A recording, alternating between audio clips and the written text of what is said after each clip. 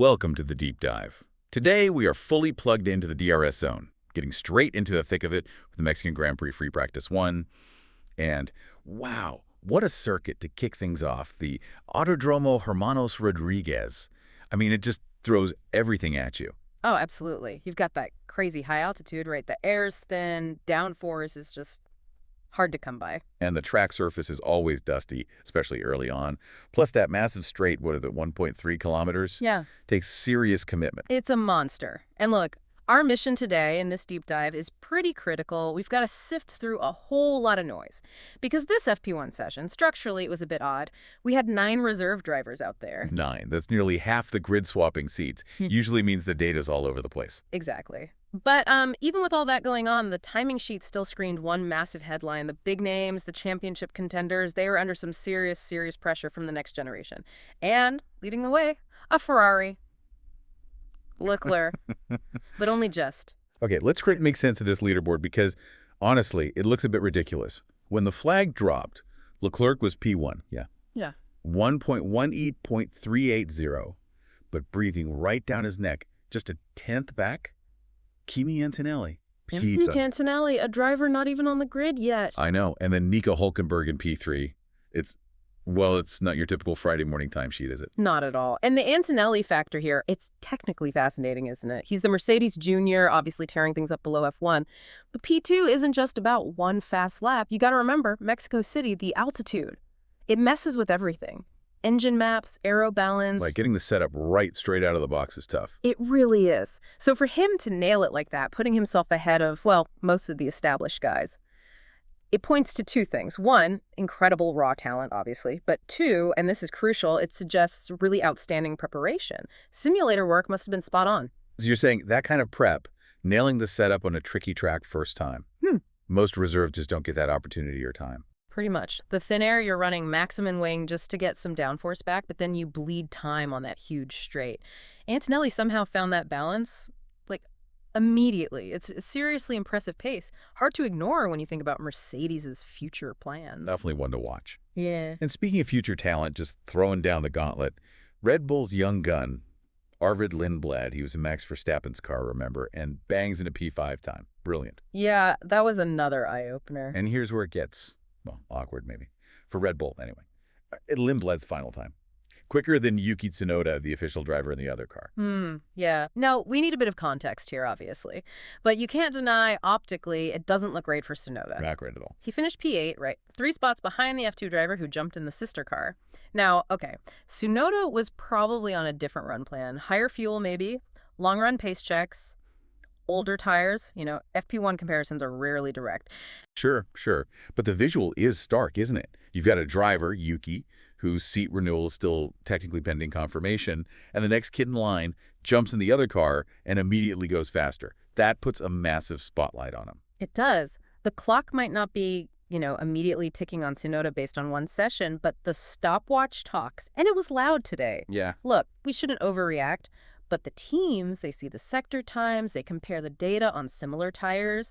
If LINDBLAD showed he could handle that Red Bull setup effectively, well, it gives Helmut Marko and Christian Horner some serious leverage, doesn't it, in any contract talks? Absolutely. The feeder series talent really made some noise today. Big statements being made. Those are the internal chats happening right now at Red Bull. You can bet on it. And it wasn't just them. Luke Browning, he was in Sainz's Williams, looked solid, consistent, ran in the same 10th as Albon, apparently. That's a decent benchmark. Yeah, good showing. And Isaac Hadjar in the RB, he actually topped the timesheets early on before having a little excursion that brought out a yellow. Yeah, a bit too eager, perhaps. But they were hungry, fast. They completely dominated the FP1 story. Right. Let's switch focus to the established guys. LECLERC, as we said, set the pace. 1.1.380. That's the time to beat for now. But here's an interesting point. Last year's best FP1 time was quicker, almost half a second quicker. Yeah, and that tells you just how green and dusty that track was, especially at the start. Took ages for the racing line to rubber in. Grip was hard to find. Which makes the slow start for Oscar Piastri quite relevant, doesn't it? He's winning the championship, finished P4 in the end, looks okay on paper, but he spent the first half of that session way down, P12, I think. like 1.5 seconds off. Yeah, that was noticeable. He did recover well, climbed back up to P4, but still finished 4/10 off LeClerc. That's quite a gap still. So what was going on there? Any ideas? Well, that initial slowness, it could be a few things. Maybe McLaren were just super conservative with the setup, given how much the track was changing. Yeah. Or maybe testing a new part that needed time to, bed in properly. The recovery shows they found something eventually, found the sweet spot. But starting so far off, that's a worry. They lost track time, basically. They'll be digging into that data now, especially things like braking stability. That's key here. They can't afford to be playing catch-up all weekend if they want to protect that championship lead. No, definitely not. Okay, quick moment here. If you're listening to this deep dive, you know you're in the DRS zone getting all the F1 analysis. And hey, if you happen to be watching this on YouTube, welcome. Great to have you. Don't forget to hit that subscribe button for loads more F1 content throughout the Mexico GP weekend. Good stuff. Now, where were we? Ah, yes, we absolutely have to talk about Fernando Alonso's session because that looked genuinely difficult. T12, a full second slower than Leclerc. That's not just a bad run. That looks like the car itself fighting the circuit. Wow, a full second. That's startling. We kind of expected this might be a tough one for the Aston Martin, didn't we? But the data really confirms it. Yeah, it seems directly linked to the track layout and the altitude. Those long straights, they just demand low drag. But up here, in the thin air, the AMR25 seems to struggle generating efficient downforce without cranking the wing angles right up. Which then kills them on the straight. Catch 22. Exactly. And maybe the turbo efficiency is suffering a bit more at altitude too, impacting power delivery compared to some rivals who've really dialed that in for these conditions. Honestly, Fernando's only hope this weekend feels like a pretty radical setup change between now and quali. They're fighting the track's basic nature. Yeah, it sounds like they're swimming upstream. Yeah. P12 really underlines that. It's going to be a damage limitation weekend for Fernando, I think. Yeah. Okay, let's shift gears again. There's another big factor hanging over one team, specifically Ferrari. The off-track tension around Carlos Sainz. He's starting this weekend already on the back foot, facing that 5-place grid penalty for the Grand Prix. Yeah, that's a hangover from the U.S. Grand Prix, isn't it? A couple of weeks back, the penalty came from that contact he had with KIMI Antonelli. Oh, Antonelli again. Yeah. The irony. Right. Sainz went wide, locked up a bit, and clipped the back of the Mercedes. Sent Antonelli spinning, cost him a potential points finish. And Sainz wasn't too happy about the penalty, was he? What was his reaction? No, he was pretty blunt, called the punishment disproportionate and excessive. So that statement just dials up the pressure on his weekend, doesn't it? He needs to absolutely maximize everything. Yeah, because he knows whatever he does in qualifying, he's dropping 5 places on the grid, puts him straight into recovery mode for the race. Damage limitation from the get-go. And this is a track he likes. He won here last year, didn't he? His last big win for Ferrari, actually. Needs a bit of redemption this time around. Absolutely. That win will be fresh in his mind. The team, they'll be working flat out tonight, not just on the car setup for the altitude and dust, but purely on race strategy. They need a car that's good in traffic, can overtake, good on its tires, because you'll have to fight his way through.